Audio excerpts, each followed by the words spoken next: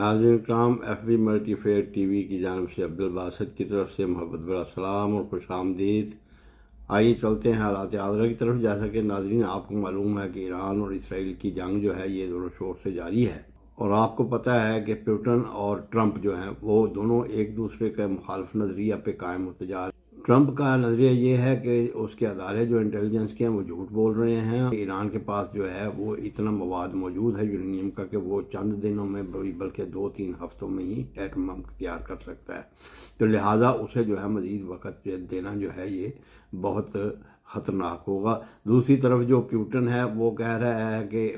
Iran जो है उसके पास कोई ऐसे मवाद नहीं है जिससे वो एटम बम बना सके, और जो एटमी पावर है वो हासिल करना हर एक का बुनियादी हक है, इसलिए उसके ऊपर जो है हमला जो है ये गैर अखलाकी और ये इंटरनेशनल कवानीन जो है इसकी खिलाफ वर्जी है। नाज़रीन, कल जो मीटिंग हुई है सलामती कौंसिल की, उसमें आपने देखा कि पाकिस्तान के मंदूब जो हैं उन्होंने भी मज़म्मत की, लेकिन सबसे बढ़कर जो मज़म्मत की गई और जिसने उनको आईना दिखाया वो अल्जीरिया के वज़ीर ख़ारजा थे, जिसने उनको कहा कि आप लोग जो हैं दोगली पॉलिसी इख्तियार कर रहे हैं, आपके स्टैंडर्ड डबल हैं। इसराइल जिसने 200 से ज़ायद सहाफ़ी जो हैं कत्ल कर दिए हैं और 18,000 के करीब जो हैं वो बच्चे जो हैं वो मार दिए हैं और 10,000 औरतें मार दी हैं और दूसरे जो है बेशुमार शहीद कर दिए हैं, और 400 से ज़्यादा लोग जो हैं वो उन लोगों को मार दिया है जो खाना लेने के लिए जो है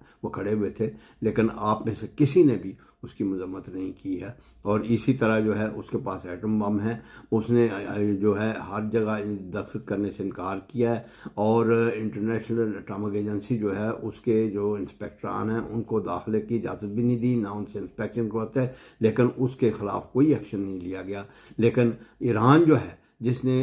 सब को वहाँ जाने की भी इजाज़त दी है और इंस्पेक्टर जो है इंस्पेक्शन कर चुके हैं, और ग्रोसी जो हैं वो चेयरमैन जो हैं उसके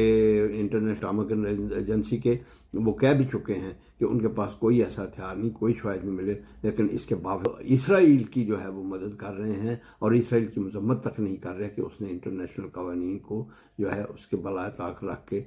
ईरान पे जो है वो हमला कर दिया है। तो उसने जो है इतना इनको आईना दिखाया है, लेकिन ये जरूरत और किसी में नहीं हुई, ना पाकिस्तान में और ना ही दूसरे किसी मुल्क में। तो ये जो है ये एक बड़ी खुशआइंद बात है कि कम से कम दुनिया जो है इस उसमें ऐसे लोग पे पैदा हो रहे हैं जो उनको चेहरे को दिखा रहे हैं। दूसरी तरफ पाकिस्तान जो है सलामती कौंसिल में तो सख्त बयान दे रहा है, उसके वज़ीर ख़ारजा बहुत सख्त ज़ुबान भी इस्तेमाल कर रहे हैं इसराइल के खिलाफ, और जो ट्रंप जो है वो इसराइल की ना सिर्फ हमायत कर रहे हैं बल्कि अलग ईरान के ख़िलाफ़ हमले का जो है वो भी कह रहे हैं। इसके बावजूद पाकिस्तान की हुकूमत जो है क्या चीज़ जो है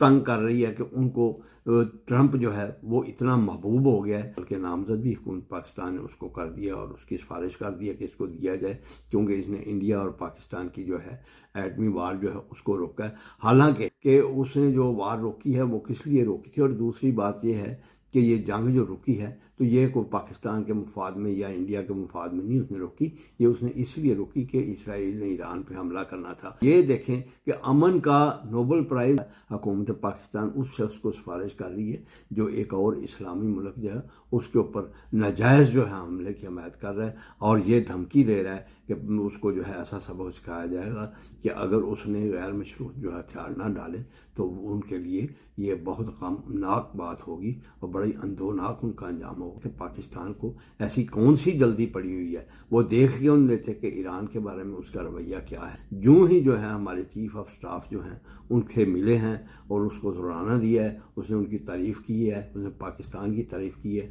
तो पाकिस्तान के हुक्मरान जो हैं फौरी तौर पे उसकी कदम बोसी के लिए भी तैयार हो गए हैं, और सारी चीज़ों को जो है बलाए ताक रख के उसको अमन का जो है नोबल इनाम देने की सिफारिश कर दी है, और सारे किए कराने पे पानी फेर दिया है। इसको कहते हैं कि दूध भी दिया और उसमें बाद में फिर मैंगनियाँ भी डाल दी। आपका स्टैंड लेने का फ़ायदा क्या हुआ जो आपने ईरान के लिए स्टैंड लिया कि उसके बाद जो है वो बेशक उसको धमकियाँ देता रहे, लेकिन आपने उसको अमन का शहज़ादा करार दे दिया है। ये हमारे हुक्मरान जो हैं इनको पता नहीं किस चीज़ की जो है तकलीफ़ होती है कि ये अमेरिका के आगे ऐसे बिछते जाते हैं कि जैसे उनका माई बाप जो है वो यही है। हालांकि कुरान करीम में साफ अल्लाह ताला ने फरमाया कि यहूद नसारा जो हैं तुमसे क़यामत तक ये राज़ी नहीं होंगे। और आप देख भी चुके हैं कि उनके साथ आपने कहाँ कहाँ तावन नहीं किया। अफ़गानिस्तान को बर्बाद करने में आपके जो तावन था वो मिसाली था, जहां आपने उसको जो है बेसिस भी दे दी और पसनी भी दे दिया और 1700 सॉर्टीज़ यहाँ से उड़ के अफ़गानिस्तान की बर्बादी का मूजब बने, लेकिन वो फिर भी आपसे खुश नहीं हुए। अभी चंद दिन पहले इंडिया ने जब वार शुरू की तो उनका वही क्रूबियो जो वहाँ मौजूद था और उसने इस चीज़ को इनकरेज किया और उसके एक दिन बाद ये भी कहा कि हमारा इससे कोई तल्लक नहीं है। लेकिन इसके बावजूद जो है पाकिस्तान के हुक्मरान जो है इस कदम की चापलूसी की जो है हद ही ख़त्म कर दी है, उसको नोबेल इनाम के लिए सिफारिश कर दी है। ये इन लोगों को खुदा ताला का भी नहीं खौफ होता है और ना ही अपने मुसलमान होने का एहसास होता है, ना इनको कुरानी इरशाद का ख्याल। भाई आप खामोश रहें, अभी देखें ईरान के बारे में उसका क्या रवैया है, मुसलमानों के बारे में उसका क्या रवैया है, कश्मीर के बारे में उसका क्या रवैया है। ऐसे लग रहा है कि जैसे उसने कश्मीर जो है उसमें पाकिस्तान की हुकूमत कायम कर दी है और अमन हो गया और इंडिया ने मुस्तकिल ये आपके साथ मुआहदा कर दिया है कि वो आइंदा के लिए आपके साथ कोई छेड़छाड़ नहीं करेगा और ना ही वो अमेरिका जो है उसको हथियार देगा और ना ही अमेरिका जो है कि ऐसी बात करेगा जिससे पाकिस्तान जो है नाराज़ हो जाए। तो फिर तो आपका ये हक बनता था कि आप अमन की उसके लिए कोशिशें जो हैं उनको सराहें और उसके लिए नोबेल इनाम जो है वो आप बेशक उसकी सिफारिश कर दें। लेकिन इसके बावजूद कि उसने ईरान पे हमले का ठान लिया है, अभी उसने सिर्फ ये कहा कि मैं 2 हफ्ते सोचूंगा, अगर ईरान जो है वो मुज़ाकरात पे ना आया तो फिर जो है इसके सिवा कोई चारा नहीं होगा। और इसराइल जो है उसने ये भी तस्लीम किया है अमेरिका ने कि इसराइल जो है उसके पास ये कैपेबिलिटी नहीं है और जो है ये कैपेबिलिटी है वो सिर्फ अमेरिका के पास है। और सबसे जो सोचने वाली बात ये है कि आप देखेंगे उसने 2 हफ्ते का डिले क्यों किया है, उसकी बुनियादी एक वजह है जिसकी तरफ जो है लोगों की नज़र नहीं जा रही है और वो ये है कि उसकी इंटेलिजेंस ने ये रिपोर्ट दी है जो इसका एटमी रिएक्टर जो है या जो वो बिल्डिंग जो है वो पहाड़ी के इतना नीचे है कि वहाँ एक दफ़ा हमला करने से, एक दफ़ा क्लस्टर बम बढ़ने से उसको नुकसान नहीं पहुँचेगा। इस लिहाज से जो है ट्रंप ने जो है इसको डिले कर दिया है ताकि वो इसकी अच्छी तरह असेस कर सके, क्योंकि अगर उसने जल्दबाजी में वहाँ वो बम फेंक दिया, उसको कोई नुकसान ना पहुँचा तो उसकी जो है रही सही इज़्ज़त भी ख़राब हो जाएगी और जो इसका डर है इन हथियारों का वो ख़त्म हो जाएगा। लिहाजा उसको वो अच्छी तरह असेस कर रहे हैं और उसमें हो सकता है ये भी हो कि वो ऐसा हथियार डेवलप करने लगे हों कि जो है उस गहराई तक या उस सख्ती तक जो उसमें मौजूद है वो बिल्डिंग में उसको पाश कर सके। तो ये अगर ये समझें कि जी ये को उसने बड़ी हमायत की है और बड़ा को काम किया है कि जी 2 हफ्ते के लिए उसने डिले कर दिया, उसकी असल वजह जो है और बुनियादी वजह ये है। दूसरी तरफ जो रूस है उसने और चाइना ने बेशक उसको धमकियाँ दी हैं, लेकिन ट्रंप जो है वो इस बात पे ज़िद है कि उसने वो हमला करना ही करना है और ईरान को किसी सूरत भी हथियार नहीं लेने देने। दूसरी तरफ जो यूरोपीय वज़राए ख़ारजा जो हैं ने भी इसराइल की मज़म्मत नहीं की है, बल्कि इससे मुतालबा किया है कि जी ये आप जो हैं